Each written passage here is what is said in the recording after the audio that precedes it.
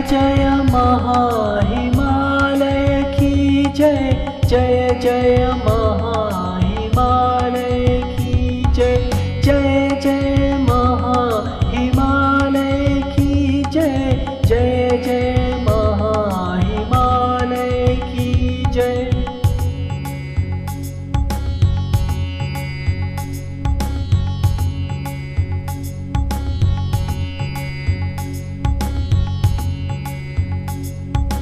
ओंकार है द्वार तेरा, महाविद्या आधार है। ओंकार है द्वार तेरा, महाविद्या आधार है।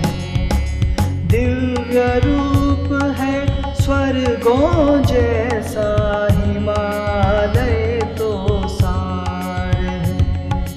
दिव्य रूप है स्वर्गों जैसा, हिमालय तो सार है।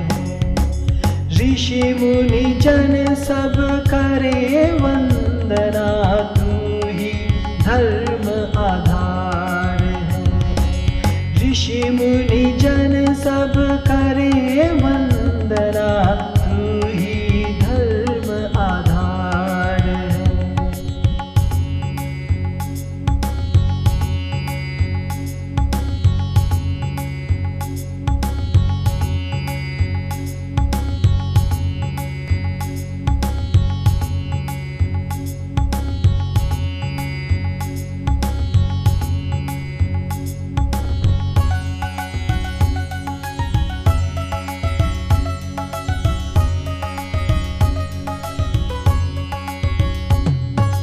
जय जय महाहिमालय की जय, जय जय महाहिमालय की जय, जय जय महाहिमालय की जय, जय जय महाहिमालय की जय।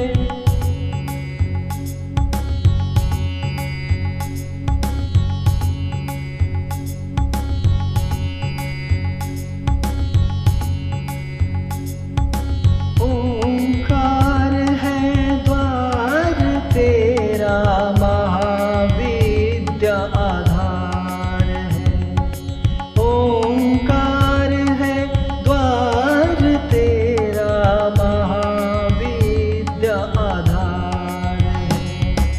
दिव्य रूप है स्वर्गों जैसा, हिमालय तो सार है। दिव्य रूप है स्वर्गों जैसा, हिमालय तो सार है। ऋषि मुनि जन सब करे वंदना, तू ही धर्म आधार है। ऋषि मुनि जन सब करे वंदना, तू ही धर्म आधार है।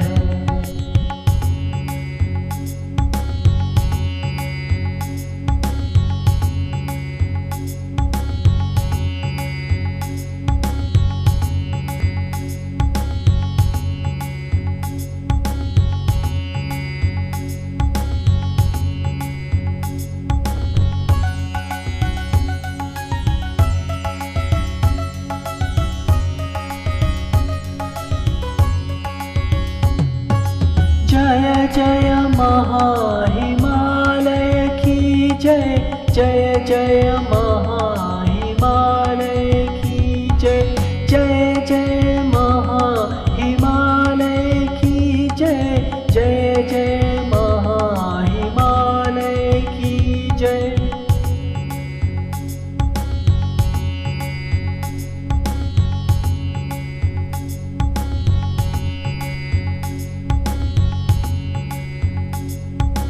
ओंकार है द्वार तेरा, महाविद्या आधार है।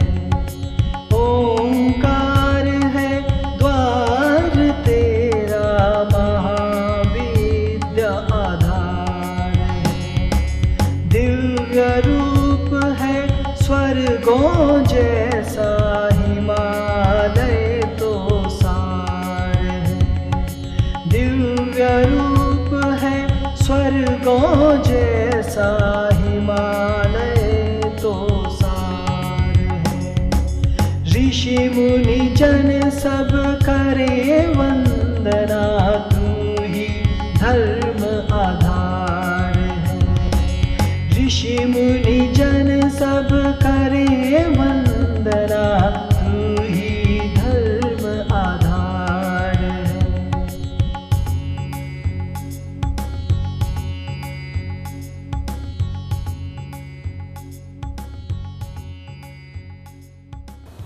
प्रणाम। हिमालय एक दिव्य तत्व है। हिमालय अदृश्य है, ना कि दृश्य।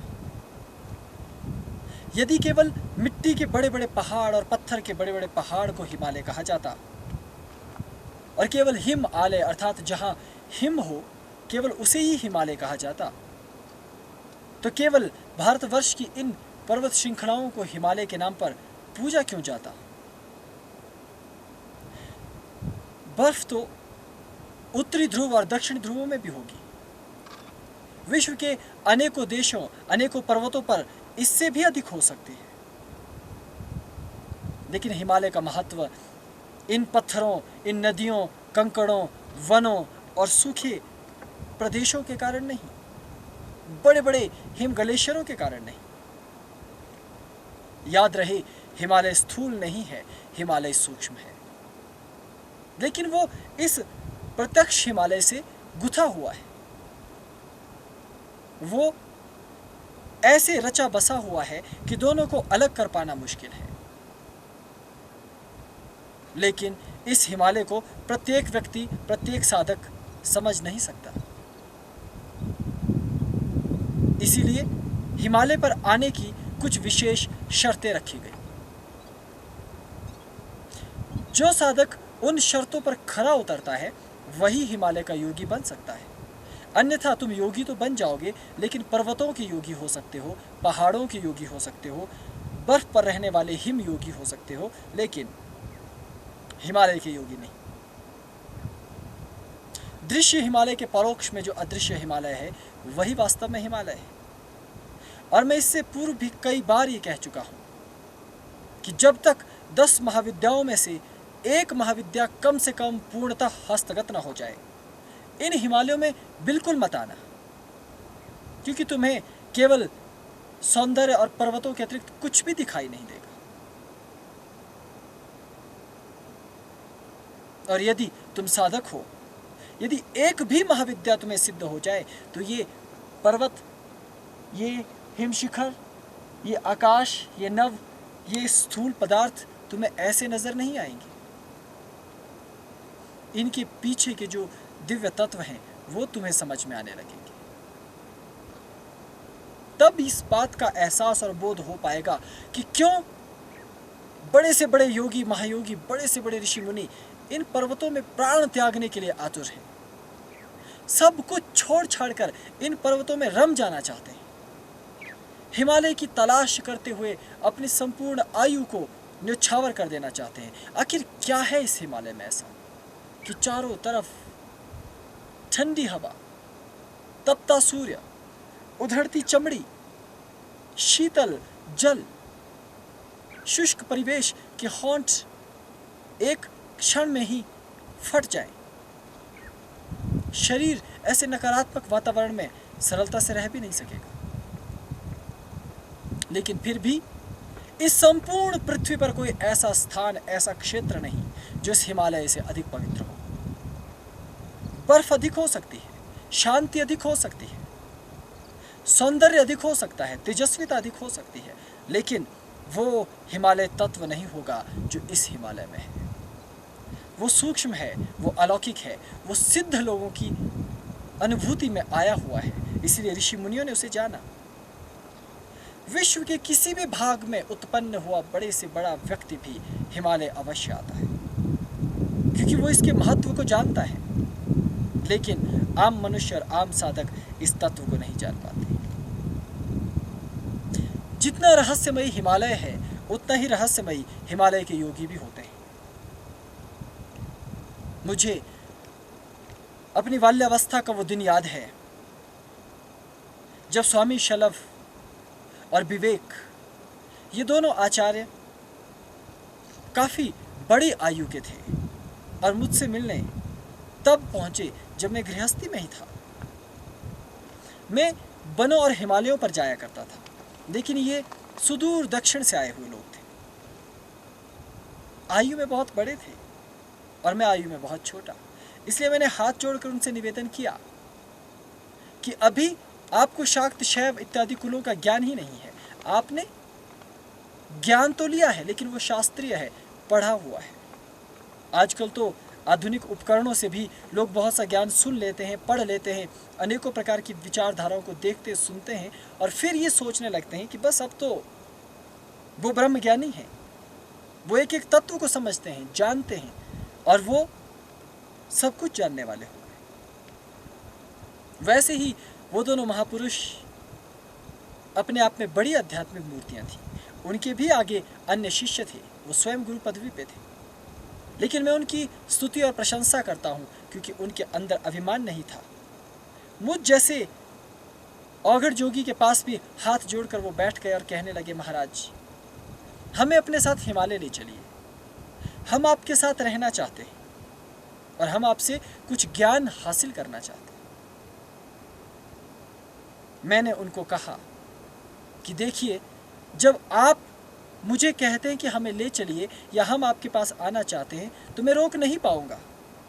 मैं आपको क्षण भर भी ये नहीं कह सकता कि आप रुक जाइए, आप मेरे पास ना आइए, लेकिन मेरा अंतस्थ कहता है कि आपको नहीं आना चाहिए, न तो मुझसे मिलने और न ही मुझे देखने, क्योंकि मुझसे मिलने पर भी आपको वो सब हासिल नहीं हो पाएगा जो मेरे भीतर है।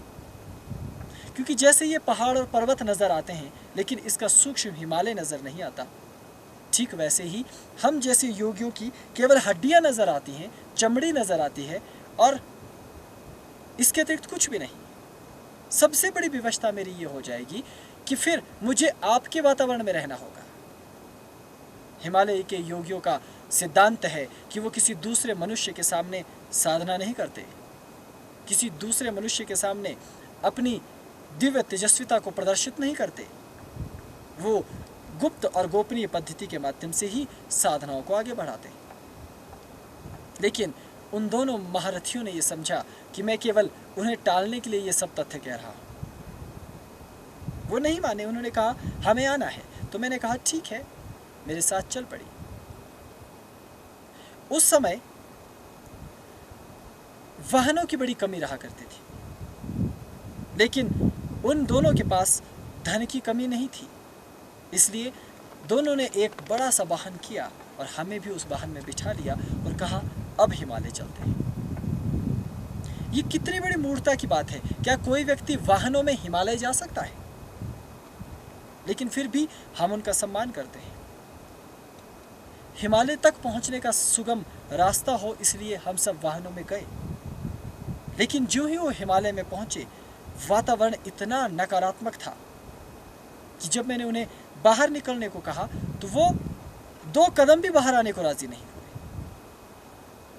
फिर वो अपने साथ भोजन लेकर आए थे, भोजन बनाकर लाए थे। मैंने एक बार आग्रह किया, मैंने कहा कि आपको ये भोजन नहीं करना चाहिए, लेकिन वो नहीं माने। उन्होंने कहा अगर हम अन्य पदार्थों का सेवन करेंगे तो शरीर अस्वस्थ होने की संभावना है और हमें यहाँ के भोजन की आदत नहीं है, इसलिए हम अपनी ही तरह का भोजन लेकर चलते हैं। अब मैं एक योगी हूँ और मैं चाहता था कि उनका भी मार्गदर्शन कर सकूँ, लेकिन नहीं कर सका। क्यों? क्योंकि पात्रता उनके भीतर नहीं थी। वो हिमालय और हिमालय की रीत को नहीं समझते। यदि एक भी हिमालय के योगी ने तुम्हें ये कह दिया कि तुम्हें ये पदार्थ नहीं लेना चाहिए तो तत्क्षण तुम्हें उसका परित्याग कर देना चाहिए। अगर हिमालय पर सौभाग्य या दुर्भाग्यवश तुम्हें कोई योगी मिल जाए और तुम्हें कहे कि वत्स तत्क्षण अपने वस्त्र त्याग दो, तुम्हें ये वस्त्र त्याग देने चाहिए, वो तुम्हें सलाह की भांति वो तथ्य बता सकते हैं, आदेश नहीं देने वाले। अगर हिमालय के योगी कहते हैं कि तुम भले ही अभी कहीं से भी आए हो, लेकिन संपूर्ण वस्त्रों का त्याग कर बर्फ पर बैठ जाओ, तो यदि तुम्हारे अंदर वो विश्वास होता है, तुम तत्क्षण वैसा करते हो, तभी तुम कुछ पाओगे। अन्यथा हिमालय के योगियों के 3 सिद्धांत हैं। प्रथम, आज्ञा पर यदि तुम खरे नहीं उतरे तो तुम्हें कुछ भी नहीं बताया जाएगा। अगर उन्होंने मेरा कहा माना होता, मैंने उन्हें कहा कि इस भोजन का आपको त्याग करना चाहिए, इसे आप आज न ग्रहण करें। यदि वो उस समय ये कहते कि ठीक है, भले ही मेरे प्राण पखेरु उड़ जाएं योगी जी, लेकिन हम तब तक भोजन नहीं करेंगे जब तक आपकी अनुमति ना हो, और जो आप भोजन देंगे, जितना देंगे उतना ही लेंगे। यदि वो इस तथ्य को मानते तो वो कुछ ग्रहण कर जाते। दूसरा तथ्य, बाहर ठंडा वातावरण और तापमान, इसलिए मैंने उनको वाहन से बाहर आने को कहा। मैंने कहा कि बाकी अपने देश को आपने देखा है, अपने स्थानों को आपने देखा है, आप कृपया बाहर तो आइए। उन्होंने कहा शीतलता अधिक है, थोड़ा थक भी गए हैं, इसलिए हम यहीं रहेंगे। तो मैं क्या कर सकता था? मैंने कहा ठीक है, जैसी आपकी इच्छा। आज्ञा का पालन यदि नहीं हो सके तो सब कुछ निरर्थक है। और महायोगी, योगी, परमहंस, दिव्योग, सिद्धौग यदि तुम्हें कुछ सूक्ष्म समझाना भी चाहे, तुम्हारी अपनी ही जिद, तुम्हारी अपनी ही परंपराएं इतनी बड़ी हैं, तुम इतने अधिक कुपात्र होते हो कि हम तुम्हें क्या दें। मन तो हमारा भी मत सोचता है। उन दोनों को मैं कुछ कहने के लायक नहीं था, क्योंकि दोनों सन्यासी शिष्य बड़े थे। अंत में तीसरा तथ्य, जब मैंने उनको कहा कि ये बहुत दिव्य स्थल है, यहाँ तुम्हें साधना भी करते रहना चाहिए, तो वो वाहन के अंदर ही 2 मिनट मंत्र का जाप करते हैं और फिर रात्रि विश्राम के लिए एक स्थान का चयन होता है। एक पत्थर के नीचे रात्रि को रहना है, तो अग्नि प्रज्वलित करके रात्रि भर वो बैठते हैं, लेकिन थक जाते हैं और सो जाते हैं। माला को नहीं पकड़ा। अगर तुम्हारे सम्मुख गुरु हैं तो गुरु के सम्मुख साधना करने से ही सहस्त्र गुना फल तुम्हें प्राप्त होगा। क्या ये तुम नहीं जानते? अगर तुम अध्यात्म के मार्ग पर हो तो क्या ये भी नहीं मालूम कि भले ही गुरु कोई भी हो, उसके श्री चरणों में बैठकर साधना करने से सहस्त्र गुणित फल तो मिलेगा ही। ऊपर से यदि तुम हिमालय पर पहुंच रहे हो, हिमालय के क्षेत्रों पर हो, तो वो फल अनंत कोटि होने वाला है, अक्षय होने वाला है, और तुम वो नहीं करते। भले ही 10 घंटे तुम निद्रा ले सकते हो, 12 घंटे तुम निद्रा ले सकते हो, फिर भी उन्होंने हिम्मत की। 2, 4, 5 दिन मेरे साथ हिमालयों की भीड़ों में और क्षेत्रों में चलने लगे। वाहनों को जहां जहां तक ले जाया जा सकता है, वहां वहां तक तो हर एक व्यक्ति जा सकता है, क्योंकि वो हिमालय नहीं है। हिमालय शीर्षस्थ भाग होते हैं। एक पर्वत है, पर्वत का जो मूलाधार है उसे हिमालय नहीं कहा जाता। वो हिमालय का क्षेत्र हो सकता है, मानचित्रों में उसे हिमालय कहा जा सकता है, लेकिन जिस हिमालय का मैं योगी हूँ, जिस तत्व की तरफ मैं इशारा करता हूँ, जिसके बारे में मैं बताना चाहता हूँ, वहां तक तो वो लोग पहुंचे ही नहीं, क्योंकि वो साधारण रास्तों पर नहीं चल सकते। इसलिए मैं भविष्य के साधकों को कहना चाहता हूँ, भले ही मैं जीवित रहूं न रहूं, हिमालयों में ही विलीन हो जाऊं, आरोप प्रत्यारोपों के दौर से घिर जाऊं या कारागार में डाल दिया जाऊं, लेकिन तुम व्यथित न होना। तुम दिव्य हिमालय तक अवश्य पहुंचना। हिमालय के हिम शिखरों तक पहुंचो, जहां बिल्कुल चोटी हो, वही हिमालय है। वहां पर रहने की कला तुम्हें आनी चाहिए, भौतिक रूप से, अन्नात रूप से तुम्हारा शरीर वहां रहे। और ऐसा नहीं कि इतने सारे तुम वस्त्र धारण कर लो, एक के ऊपर दूसरा, तीसरा, चौथा, पांचवा, और इतना अधिक कि जीवन जीना ही मुश्किल हो जाए। शरीर को मजबूत करो, तब तक जब तक कि अन्नमय कोश बाहर से मजबूत ना हो, तब तक तुम कुछ नहीं कर सकते। मैंने सोचा कि उन्हें हिमालय की कुछ श्रृंखलाओं के दर्शन करवाने के लिए ले चलता हूँ। पहले मार्गों से होते हुए एक विशेष गांव तक पहुंचे, वहां पर वाहन इत्यादि की व्यवस्था की और हम तीनों ऊपर की ओर, पर्वत की ओर चढ़ने लगे। दूसरे ही दिन बूंदाबांदी होने लगी, तापमान बहुत नीचे गिर गया। अब वो कहने लगे कि अब हमसे आगे नहीं जाया जाएगा, अब हमें बड़ी दुविधा और मुश्किलें आ रही हैं, हमसे ये नहीं होने वाला। मैंने फिर भी हिम्मत बंधाई। मैंने कहा पर्वतराज पर थोड़ा और ऊपर चढ़िए, प्रयास कीजिए। लेकिन उनका स्वास्थ्य बिगड़ने लग गया। उन्होंने आपात स्थिति के लिए औषधियाँ रखी थी। मैंने उनसे कहा कि आप इन औषधियों का सेवन न करें, लेकिन उन्होंने मेरे उस तत्व को यहाँ से उस तथ्य को इस कान से सुना, इस कान से निकाल दिया और औषधियों का सेवन करते रहे। यदि तुम्हें अपने गुरु पर ही विश्वास नहीं है, यदि तुम्हें मुझ पर ही विश्वास नहीं है, तो मेरे पीछे क्यों आ रहे हो? क्यों व्यर्थ समय कर रहे हो? अगर उसी समय वो साधक औषधि छोड़ देता और कहता, महायोगी जी भले ही प्राण जाए, मैं आपकी शरणागत हूँ, आप मेरा मार्गदर्शन कीजिए, तो मुझे मालूम था कि उनको औषधि कौन सी देनी है, कहाँ जाकर देनी है। और वनों में छोटे से घास का एक तिनका भी उनके लिए चमत्कारी सिद्ध हो सकता था, लेकिन यदि मुझे कुछ करने का अवसर दिया जाता तो ना। इसलिए पात्रता चाहिए हिमालय को समझने के लिए, हिमालय के योगियों को समझने के लिए। अक्सर मैं शिष्यों से कतराया हुआ, भागता हुआ, छिपता हुआ फिरता हूँ। शायद ही मैं इस देश का पहला ऐसा धर्मगुरु होऊंगा जो चाहता है कि उसके पीछे भीड़ ना आए, उसको मानने वाले लोग ना हो। मैं चाहता हूँ कि तुम मुझे न मानो। यदि तुम प्रत्यक्ष में गिनती करके देखो तो जिन्होंने मुझसे गुरु दीक्षा ली है, जो वास्तव में मेरे शिष्य हैं, उनकी संख्या 8 या 10 से अधिक अभी भी नहीं है। आज विश्व के अनेक देशों से लोग मुझसे मिलने आ रहे हैं, ये उनका बड़प्पन है, लेकिन मैं फिर आग्रह करूंगा, मेरे पास मत आओ, कुछ नहीं मिलेगा, कुछ है ही नहीं मेरे पास। क्यों व्यर्थ अपना समय निरर्थक कर रहे हो? क्योंकि तुम आओगे भी तो समझ नहीं पाओगे। ना तो अध्यात्म की पात्रता तुम्हारे भीतर है, ना ही तुम अध्यात्म के सूक्ष्म सोपान को समझ पाते हो, और ना ही तुमने 10 महाविद्याओं में से एक को सिद्ध किया है, जो कि इस हिमालय को और हिमालय के योगियों को जानने की प्रथम सीढ़ी है। तो मेरे पास आकर भी तुम क्या कर लोगे? अधिक से अधिक मेरे कुछ शब्दों को सुन लोगे। वो तो तुम मेरे शिष्यों के द्वारा ये जो प्रयोग किए जा रहे हैं आधुनिक, इनके माध्यम से भी सुन सकते हो। उसी प्रकार जब दोनों सन्यासी मेरे साथ साथ चलते चलते पहाड़ी हिस्से तक पहुंचे, वहाँ बहुत बर्फ था, बड़े बड़े अवधाव ग्लेशियर, उनके ऊपर से चलना था। मैंने कहा, आपको कुछ क्षण मेरी तरह नंगे पांव चलना होगा, भले ही 4 मिनट चलिए, क्योंकि 4 मिनट आपके लिए बहुत अधिक हैं। उसके बाद पुनः जो आपके पास व्यवस्थाएं हैं वो रख लीजिएगा। लेकिन वो चलने को ही तैयार नहीं। क्षण भर चले और कहा, अब हमसे सहा नहीं जा रहा, तो मैं क्या करूं तुम्हारे लिए? और फिर तुम चाहते हो कि तुम विराट हिमालय को जान सको। ये विराट हिमालय बड़े बड़े भक्तों के लिए भी दुर्लभ है, उच्च से उच्चतम योगियों के लिए भी दुर्लभ है। यहाँ आना, इसे समझ पाना सहज और सरल नहीं है। यहाँ कण कण में देवी देवता है, यहाँ कण कण में दिव्यता है। उसको समझने के लिए तुम्हारे भीतर भी तो दिव्यता चाहिए। तुम बिल्कुल सांसारिक हो, निपट सांसारिक। बस कुछ पढ़ लिया, कुछ सुन लिया, कुछ जान लिया और समझते हो वही धर्म है, वही अध्यात्म है। गलत, पूरी तरह गलत। वो न तो धर्म है न ही अध्यात्म।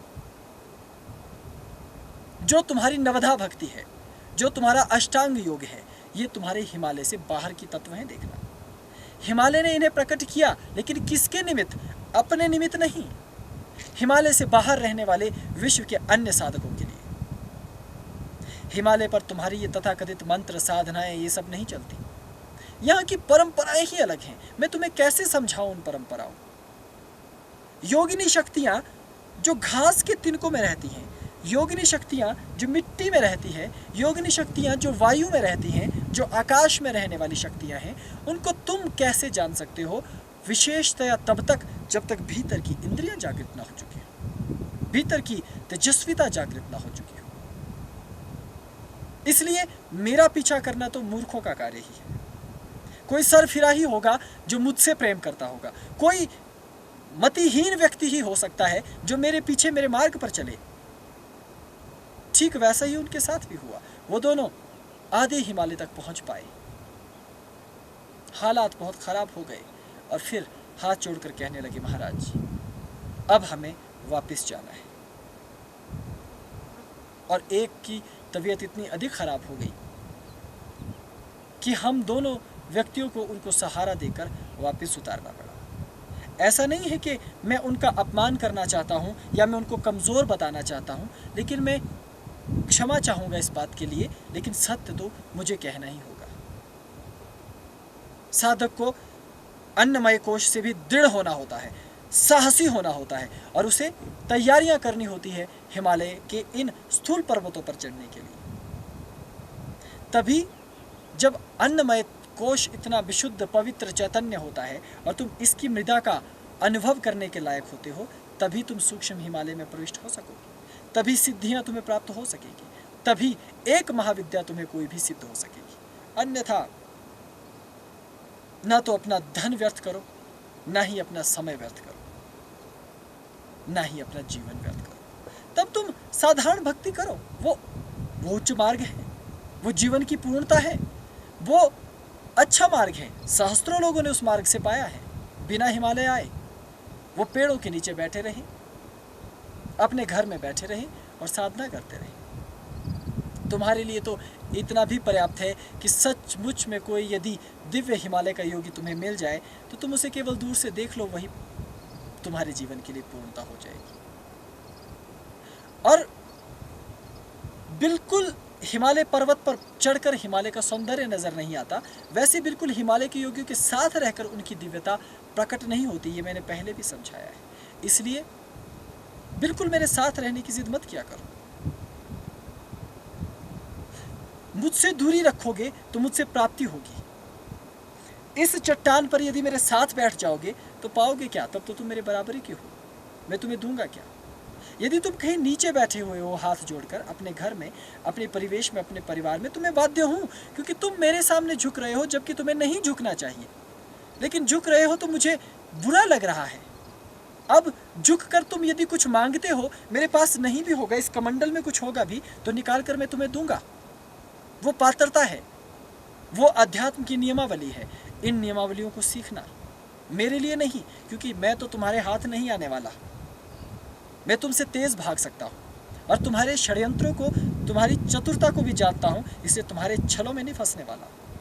लेकिन और भोले भाले योगी हिमालय में बहुत हैं, तुम उन तक जरूर पहुँच जाओगे कभी न कभी। वहाँ यदि तुम्हें प्राप्ति करनी हो तो आज से मेरी बात को याद रखना।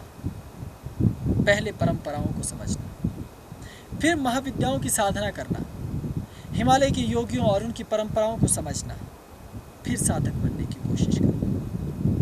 हम तो वो मूर्ख और मूढ़ हैं, यदि हमें हमारे गुरु कहें कि इस पहाड़ के ऊपर से कूद जाना है तो हम सोचते तक नहीं हैं, बस कूद जाते हैं। ये धर्मांधता है, ये आपकी बुद्धि में नहीं आने वाला। हम पूरी तरह से अंधविश्वासी हैं, इसी कारण हमारा रास्ता थोड़ा जटिल है। इसलिए क्यों तुम अंधविश्वासियों के मार्ग में आना चाहते हो? लेकिन फिर भी बहुत से लोग हैं जो इन बातों को नहीं मानना चाहते। उन दोनों व्यक्तियों की तरह, उन दोनों सन्यासी शिष्यों को मैं फिर नीचे लेकर आया और फिर लगभग 4-5 दिन मेरे पास ही उन्होंने आश्रम में विश्राम किया। तब मैंने उन्हें समझाया कि जीवन में फिर कभी भगवती आपको मौका देगी मेरे पास आने का, तब चले आना, लेकिन उससे पहले साधना करना। अन्यथा तुम एक पर्यटक ही रहोगे। आए, यहाँ 2 चित्र खींच लिए, 2 चित्र वहाँ खींच लिए, कुछ ये देख लिया, कुछ वो देख लिया, कुछ प्राप्त नहीं कर पाओगे। साथ ही अपना नुकसान तो करोगे, मेरा नुकसान भी करते हो, क्योंकि जब तुम मेरे पास आ जाते हो मैं साधना नहीं कर पाता, मैं पूजा पाठ नहीं करता, मैं अपनी गहन समाधि और ध्यान में नहीं जा पाता। इसलिए जब तक कोई व्यक्ति मेरा शिष्य ना हो मैं उसके सम्मुख साधना नहीं कर सकता। ये हमारा नियम है। इसलिए तुम्हें उसके लायक पात्र होना होता है, तब तुम मुझे समझ पाओगे, मेरे जैसे योगियों को समझ पाओगे। रही हिमालय की बात, अब एक योगी को समझने के लिए यदि इतने बखेड़े हैं तो इस हिमालय को समझने के लिए तो बहुत अधिक बखेड़े हैं। ये नहीं समझ आने वाला। मैंने कहा स्थूल हिमालय अदृश्य हिमालय का स्थूल रूप है। जब तक तुम्हारे हृदय में इस हिमालय के प्रति मोह ना हो, प्रेम ना हो, एक आकर्षण तुम्हें हिमालय से ना आता हो, तब तक तुम साधना जगत के साधक नहीं हो। ये मैं दावे से कह सकता हूं। जो व्यक्ति हिमालय को देखकर पागल हो जाता है, बौरा जाता है, जिसका मस्तिष्क सठिया जाता है, जो हिमालय पर रहने के लिए किसी भी स्थिति तक पहुंचने के लायक अपने आप को बनाता है, वही दीवाना स्थूल हिमालय के पर्वतों और कंदराओं तक पहुंचता है, उनसे प्रेम करता है, एक एक पत्थर को सीने से चिपकाता है, मिट्टी को उठाकर उसका त्रिपुंड लगाता है। और कुछ अभागे ऐसे भी हैं जो यदि मिट्टी उड़कर आ रही हो तो अपने मुख पर वस्त्र ढक लेते हैं कि मिट्टी उनके मुख में न समा जाए। हालांकि स्वास्थ्य की दृष्टि से, आयुर्वेद की दृष्टि से ये बात बड़ी महत्वपूर्ण है कि यदि मृदा और तूफान आ रहा हो तो उसे ढक लिया जाए, लेकिन अध्यात्म जगत थोड़ा पागलपंथियों का है। इसलिए हम जैसे नाथ, हम जैसे सिद्धों का एक पंथ ही पागलपंथी है। उस पागलपन को कौन समझ सकता है? इस समय मैं हिमालय में हूं और सच पूछो कि केवल एक शिष्य इस समय मेरे साथ है, लेकिन मैं इस समय, मेरे शरीर का एक एक रोम रोम, तुम इसे देखो, ये धूप से भले ही जल गया है, काला पड़ गया है, यहाँ ठंड है, रोए खड़े हो रहे हैं, पानी की नदी बह रही है और ऊपर पीछे पर्वत नजर आ रहा होगा, लेकिन मेरा एक एक रोम रोम, मेरा अंश अंश हिमालय की उन ऊर्जाओं को अनुभव कर रहा है। इन पर्वतों पर योगिनी शक्तियां हैं जो मेरी प्रतीक्षा कर रही हैं, लेकिन लोग मुझे पागल कहेंगे, इसलिए मैं ये बात नहीं कहूँगा सार्वजनिक तौर पर। चिकित्सक मुझे इसी समय कहीं भेज देंगे किसी अस्पताल में कि ये पूरी तरह से ये व्यक्ति पागल है, धर्मांध है, ये व्यक्ति जनता को गलत तथ्य बता रहा है, और नास्तिक कहेंगे देखो एक और सठियाया हुआ बाबा अब नई बात कहने लग गया है। लेकिन क्या कहूँ मैं, जो मुझे अनुभव हो रहा है वो हो रहा है, मैं क्यों छुपाऊं उसे, क्यों झूठ कहूं तुमसे, क्यों असत्य कहूं? मुझे इस समय यह अनुभव हो रहा है कि कुछ ही दूरी पर योगिनी शक्तियां मेरी प्रतीक्षा कर रही हैं, क्योंकि उनको इस बात का एहसास है कि महायोगी सत्येंद्रनाथ इस समय आ रहे हैं। महायोगी मेरा नाम है, उपाधि नहीं। मेरा पूरा नाम महायोगी सत्येंद्रनाथ है। जो महायोगी होते हैं वो तो मुझ जैसे दीनहीन नहीं होते, वो अत्यंत उच्च कोटि के साधक होते हैं, अत्यंत उच्च कोटि के, जिनका नाम लेने मात्र से रोम रोम रोमांचित हो जाए। इस समय मुझे जो अध्यात्म की उच्चता इस हिमालय में अनुभव हो रही है, काश तुम उसे अनुभव कर सकते, तब तुम्हें मेरी ही कोटि का पागल समझा जाएगा। तब तुम में और मुझ में कोई भेद नहीं रहेगा। बस मुझे याद है कि जब उन महात्माओं को भी मैं साथ लिए चल रहा था, मैंने उन्हें कहा था कि मैं इन पर्वतों को सुन सकता हूँ, मैं इनसे बात कर सकता हूँ, ये मेरी बातों को सुनते हैं, ये नदी मुझे सुनती है, ये पर्वत मुझे सुनते हैं, ये बादल मेरी बातों को समझते हैं, हवा का रुख मेरी इच्छा से बदल जाता है, क्योंकि ये जानते हैं कि ये नन्हा सा बालक, ये पाप से घिरा हुआ छोटा सा साधक प्राणी अपने आप को शुद्ध करने के लिए इस दिव्य हिमालय में विचरण कर रहा है। तो मुझ जैसे कपटी के प्राण भी यदि यहाँ चले जाएं तो हम धन्य हैं। लेकिन मेरी अनुभूति इसलिए ऐसी है, मैं ऐसा बावरा, ऐसा मूढ़, ऐसा मूर्ख, ऐसा पागल इसलिए हूँ क्योंकि मैंने महाविद्याओं को जाना है। इसलिए मैं तुम्हारे स्थूल विज्ञान का विरोधी नहीं हूँ, लेकिन क्यों तुम्हारा स्थूल विज्ञान मुझे पागल करार देने पर तुला है? इसलिए इस सूक्ष्म हिमालय को समझने के लिए मेरी स्थिति पे आना होगा, अन्यथा मुझ जैसे पागल से दूर रहने में ही भलाई है। यह हिमालय सूक्ष्म है, स्थूल नहीं। इस हिमालय के तत्व सूक्ष्म है, स्थूल नहीं। इस हिमालय की शक्तियां सूक्ष्म है, स्थूल नहीं। इनको स्पंदन में अनुभव किया जा सकता है, इनको रोमांच में अनुभव किया जा सकता है, इनको प्रार्थना से भीतर डाला जा सकता है, इनको पुकार कर ग्रहण किया जा सकता है। काश हर साधक इतने उच्च कोटि की भावभूमि को समझ पाता, और बाद में वो साधक हीन भावना से मन में उदासी लिए हुए वापस लौट गए। ये आखिरी क्षण नहीं था, इसके बाद भी लगातार, क्योंकि धीरे धीरे लोगों में इस बात की जागरूकता बढ़ती गई, मेरे बारे में सूचना शिष्यों के माध्यम से फैलती गई कि मैं हिमालयों में रहता हूँ, अधिकांश समय वनों और जंगलों में रहता हूँ, तो लोग इनकार करने के बाद भी, समझाने के बाद भी मुझ तक पहुँचने लगे। लेकिन ये मेरे लिए खुशी की बात है कि जितने भी लोग मुझ तक प्रत्यक्ष पहुँचे, पाया किसी ने कुछ भी नहीं। ऐसे कोई पा सकता है क्या? झरना यदि यहाँ से नीचे को बह रहा है और कोई व्यक्ति हवा में पात्र, कुंभ, घड़ा, कलश ऊपर की ओर, आकाश की ओर पकड़े रखे, तो क्या उसमें जल गिर जाएगा? नहीं। झरने के सम्मुख बिल्कुल नीचे वहां जाना होगा जहां झरने का पानी नीचे को बह रहा है। फिर पात्र को झुकना होगा, तभी वो जल भरेगा। ठीक वैसे ही जब गुरु के सम्मुख, योगियों के सम्मुख तुम जाओ, हिमालयों में तुम आओ, तो झुककर योगियों के सम्मुख नतमस्तक रहो। छोड़ दो अपने वस्त्र, वेशभूषा, छोड़ दो अपना मानवपन, छोड़ दो अपना मनुष्यत्व। अगर मनुष्यत्व ही रखना है तो शहरों में रहो, ग्रामों में रहो, ग्रामीण परिवेशों में रहो। औघड़ पथ पर न चलो, शिव पथ पर न चलो। शिव तो दयालु हैं, तुम अपने घर में भी साधना कर लोगे तो तुम पर कृपा अवश्य करेगी। शहर में भी तुम हाथ जोड़कर प्रार्थना कर लो तो शिव वहां से भी कृपा करेगी। यदि मुझ में लेश मात्र भी बल होगा और मैं तुम्हारा प्रत्यक्ष गुरु नहीं भी हूं, तो मुझे एक जंगली बाबा ही समझकर यदि हाथ जोड़कर ये कहो कि तुम हिमालय पर कहीं भी हो और हमारे लिए प्रार्थना करो, तो तुम्हारा विचार लेश मात्र मुझ तक तो पहुंचेगा ही। तो ये मेरा दावा है, मैं तुम्हें विश्वास दिलाता हूं कि ऊंचे से ऊंची बर्फीली चोटी पर भी तुम्हारे विचार मुझ तक जरूर पहुंचते हैं। तो मैं तुम्हारे लिए प्रार्थना करूंगा अवश्य।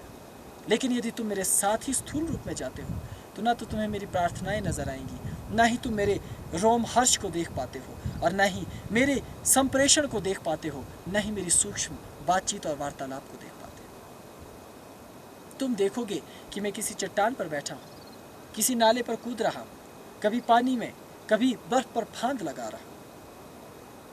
इससे अधिक और कुछ भी तुम्हें समझ नहीं आने वाला। वैसे ही तुम यदि हिमालय क्षेत्र में वाहनों से घूमते हुए उसे देखने आओ, तो केवल पर्वत, नाले, नदी, ये सब दिखेंगे। पीछे का रहस्य रहस्य ही रह जाएगा। जो उच्च हिमालय है उसे धुमावती अपने आवरण में छिपाए रखती है। जो हिमालय की ऊंची चोटियां हैं वो नीचे से कभी नजर नहीं आती। हिमालय इतना विस्तृत है कि ऊंची चोटी को देखने के लिए लगातार पर्वतों पर चढ़ते चढ़ते रहना होता है, तब दृश्य हिमालय नजर आता है। और जब महाविद्याएं 1, 2, 3, 4, 5 करके क्रमानुसार तुम सिद्ध करते हो, तभी तुम हिमालय को जान पाते हो। ये केवल हिंदुओं के लिए नहीं है, बौद्धों के लिए नहीं है, अन्य धर्मावलंबियों के लिए नहीं है, ये सभी के लिए ये नियम बिल्कुल एक समान ही है। इसलिए नाम का अंतर हो सकता है, स्वरूप का अंतर हो सकता है, लेकिन महाविद्याएं और शक्तियां एक ही सदा से रही। इसलिए हिमालय को जानना हो, संतों को जानना हो, तो तुम्हें एक अलग धारा में ढलना होगा, एक अलग अनुशासन में ढलना होगा। यदि वो अनुशासन है, तब तो तुम सब कुछ पा जाओगे हिमालय आने पर। अन्यथा मेरे साथ जुड़कर भी तुम रिक्त रह जाओगे। हिमालय पर आकर भी तुम इसका तिरस्कार ही करोगे, कहोगे कि ये केवल पर्वत हैं, पहाड़ हैं। काश सभी इस तथ्य को समझ पाते कि ये पर्वत नहीं है, ये पहाड़ नहीं है, यहाँ हवाएं नहीं बहती, यहाँ तेजस्विता बहती है। अभी हिमालय के इस विराट प्रारूप को मैं अधिक नहीं समझाऊंगा, क्योंकि ये रहस्य छोटे हैं और गूढ़ हैं, लेकिन विस्तृत भी उतने ही हैं। ये गुरु के सम्मुख बैठकर ही समझे जा सकते हैं। आज उत्तेजनावश और प्रेमवश मैंने कुछ संदर्भ इंगित करके तुम्हें बता दिए हैं। तुम समझ सकते हो तो साधना क्षेत्र में मेरे ना रहने के बाद भी भविष्य में मेरे ये शब्द हिमालय और सूक्ष्म हिमालय में साधना पथ पर चलने के लिए तुम्हारे सहायक और पथ प्रदर्शक होंगे। अन्य पदार्थों के लिए और तत्वों के लिए क्षमा। ओम नमः शिवाय।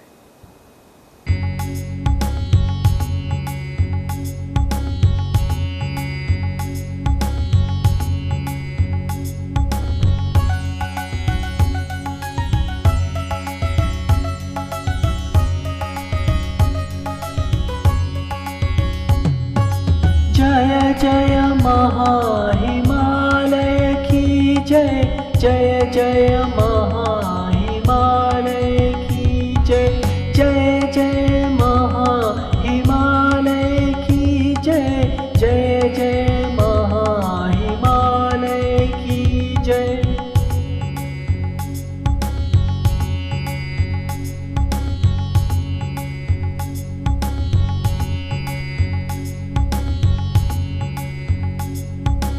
ओंकार है द्वार तेरा महाविद्या आधार है।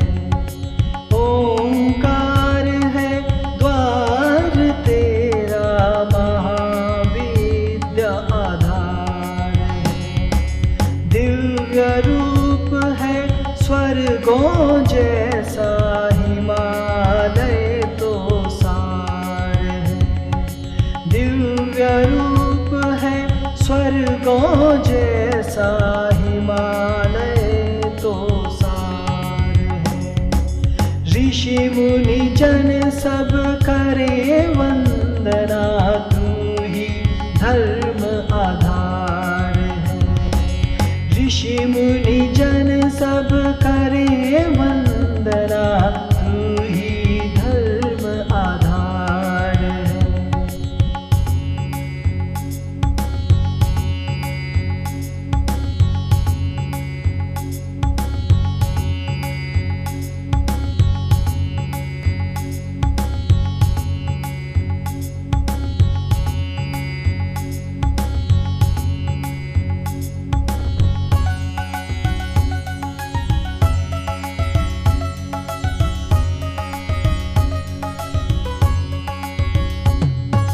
जय जय महाहिमालय की जय जय जय महाहिमालय की जय जय जय महाहिमालय की जय जय जय महाहिमालय की जय।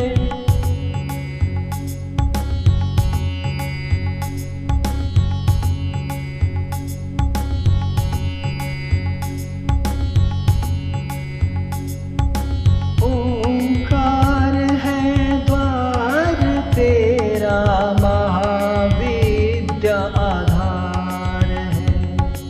ओंकार है द्वार तेरा महाविद्या आधार है। दिव्य रूप है स्वर्गों जैसा हिमालय तो सार है। दिव्य रूप है स्वर्गों जैसा हिमालय तो सार है।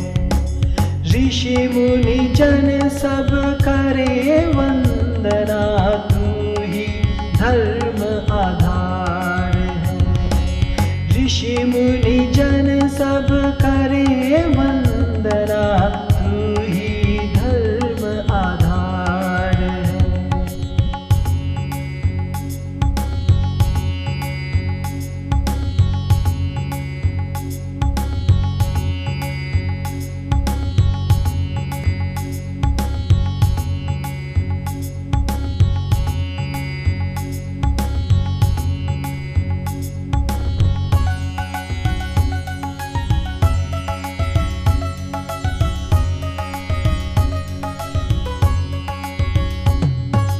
जय जय महाहिमालय की जय जय जय महाहिमालय की जय जय जय महाहिमालय की जय जय जय महाहिमालय की जय।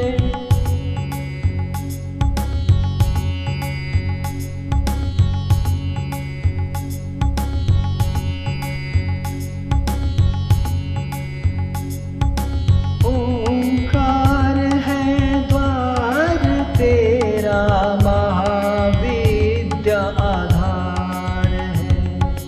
ओंकार है द्वार तेरा महाविद्या आधार है। दिव्य रूप है स्वर्गों जैसा हिमालय तो सा